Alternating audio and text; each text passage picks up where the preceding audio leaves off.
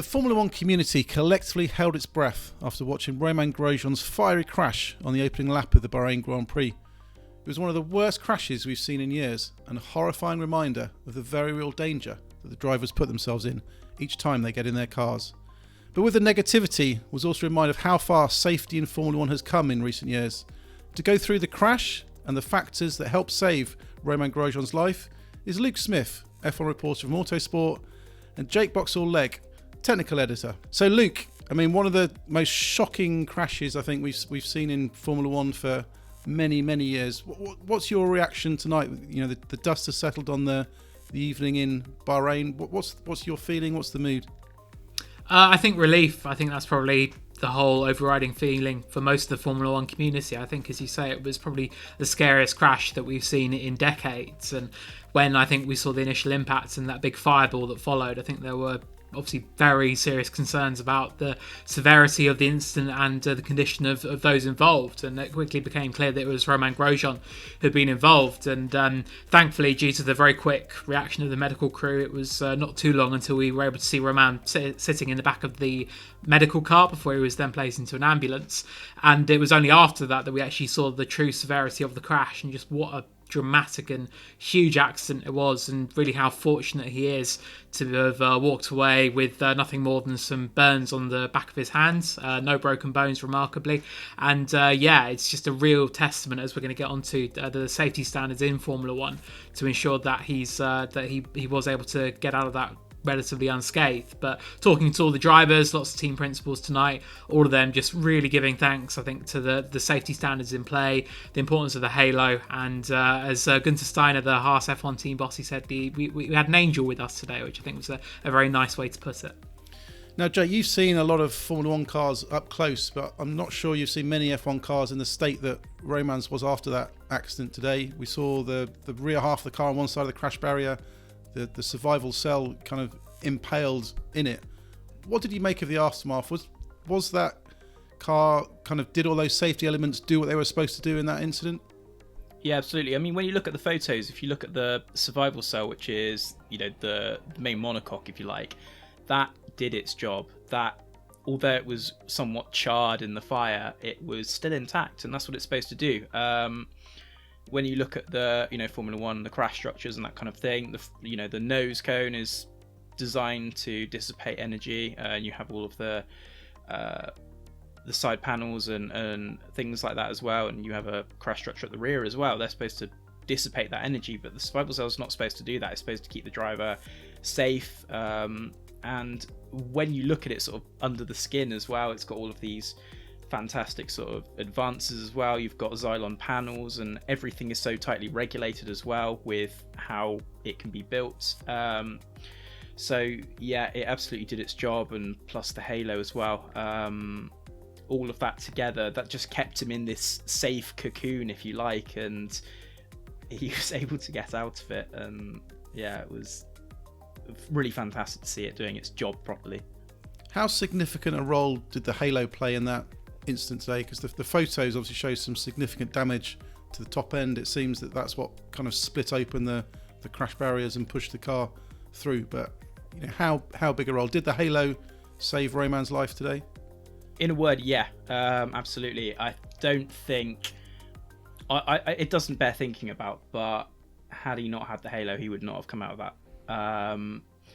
It withstands a lot of force. First of all, it's made of titanium, so it's a hugely strong material. I think it's the metal that's got the highest strength to density ratio, and so that's what they use in F1 and F2. F3, I think, uses steel, but they go at lower speeds. Grosjean's crash was something like 137 miles an hour, something along those lines, which is still a very hefty impact. But it also goes through a lot of rigorous testing as well. I think the peak load that it sustains is around 150 kilonewtons or something like that, which is a colossal amount of force. And it withstood that. You saw, the aftermath images. It is intact. It is in one piece, and it is still remained to the chassis as well. All of those mounting points undergo quite a lot of testing as well. Everything is crash tested. Everything is rigorously scrutineered. So everything worked the way it was supposed to do, and I think that's the main takeaway from this incident. Luke, it wasn't just the car today that played its part in a good outcome in effect from this accident. I mean, the medical team today were fantastic. I've watched some videos of the incident. That medical car's there 9 seconds after the car kind of first impacts a barrier and is on fire. The fire extinguisher there after 17 seconds, and Romain manages to kind of clamber his way out of the car after 29 seconds. But the medical of Ian Roberts and Alan van der Merwe, fantastic job to get him out. How impressed were you with the FIA response? And I think we've also got to kind of praise the kind of high safety standards for the overalls as well, because he was trapped in a fire and he's escaped with light burns to his hands and feet. And I think when you look closely at the photos, for example, you see one of his boots has disappeared. So whether that got lost in the fire, I'm sure we'll find out in a few days. But what about those other factors? How important were they? Yeah, hugely important. I think that it just again shows how vigilant and how solid a sort of safety standard the FIA has built up over the years, and I think a lot of that is obviously down to the work of obviously current president Jean Todt has sort of overseen a lot during his time, but you go back, Charlie Whiting, Max Mosley, even when he was FIA president, and I think sort of everything that's happened. Even you go back to Sib Watkins and the importance that he played sort of post Senna's death, it was so significant to get to where we are today. And I think that it's just all of these sort of building blocks that have all come together. And as much as we want to talk about sort of the luck and the idea of there being an angel with Romain Grosjean today, there was also a lot of science, a lot of research, and a lot of years of manpower and effort that have gone into ensuring that a driver can have an accident like that, could go into a barrier, literally into a barrier at 137 miles an hour and walk away with no more than some burnt hands. It's really, really remarkable. I think the FIA deserve huge credit. I think that the images of Ian Roberts and Alan van der Merwe sort of getting really close to the fire, literally walking into the fire to get Romain out. They were there immediately. They were supporting him from either side. I just think it was really incredible. They were so quick, and they kind of just brushed it off as well, which is something that a lot of sort of medical heroes tend to do, that they're asked about it and they kind of say, well, that's what my job is to do. And Alan van der Merwe, he said that they'd never seen a fire like that during all his time as the medical car driver, so it was very shocking to see. But they were just relieved that Romain was able to clamber his way out, because you look at the images, you see how the sort of the chassis is stuck in that barrier and the angle it's at. It must have been very difficult to do that, let alone without a fire raging. But yeah, I think the safety standards the FIA has in place, the overalls as well, ensuring that Romain was able to be protected as well, even within a very harsh fire. I think it's really incredible. So a lot of building blocks went into ensuring that he was able to get out of that car and walk away relatively unscathed today. Jake, the F1 modern car standards are hugely strong survival cells. Every component must pass stringent crash tests. But when cars do break apart and do shatter, that's dissipating energy. But one of the worst things that can happen is to have a car that's so solid and the only kind of movable force in it is the human body that's driving it. So what lessons do you think will be taken out of this accident in terms of that car breaking apart, and what can be done to prevent a kind of similar fire like we saw today? Well, I think partially why the car broke in half is just that sheer shock of the impact. And although it's never something that you want to see, you don't want to see this huge mass come off the back of a car. In the circumstance, it probably contributed to ensuring that the shock went through the car and not through the driver. And we have to remember the driver safeguards as well. Like, think of the hands device, for example, as well. It's something that we've just become accustomed to. It's been in Formula 1 since 2003. But that also played a huge part. And there's something else that we sort of forget as well, that Grosjean was able to get out of the car within the 30 seconds or so that Luke quoted. If he'd been knocked unconscious, who knows what would have happened. And that hands device is another thing that's sort of a bit of an unsung hero, because it stops the driver's head from accelerating forward and hitting the front of the car, or jolting forward and hitting the back. It's there to stop against second and third impact injuries. So that's second impact, that will be skull fractures against the car, and a third impact that will be brain injuries and that kind of thing. So he's managed to get away from a massive head-on collision without anything wrong there, which is quite a feat. And it's just like one small thing. I think, to answer the part about what we can learn, I think safety's mission in Formula 1 is never done. And it will never be safe. It can always be safer, but it will never be safe. I think barrier construction is probably the main concern, I would say, because, you know, we saw the way that Armco was torn asunder by the car. And this is something that's supposed to protect against this sort of thing, not exacerbate the situation.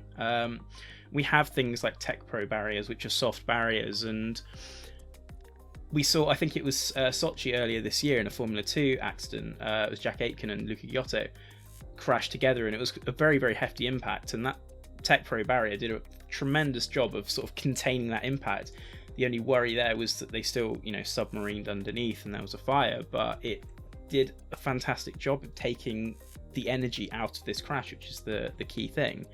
In NASCAR, you use safer barriers, which is a sort of like deformable steel structure and like foam attenuators in between that and the concrete wall, so that lessens the impact as well.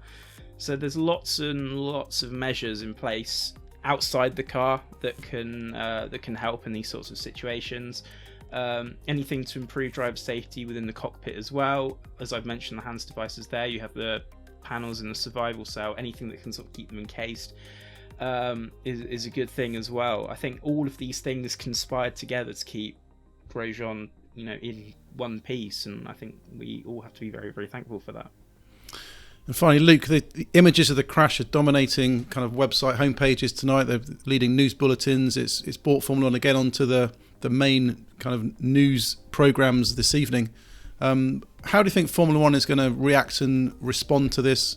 Will the sport kind of, you know, move on very, very quickly as it often does in these incidents, or do you think there will be some long-term impact from what happened today?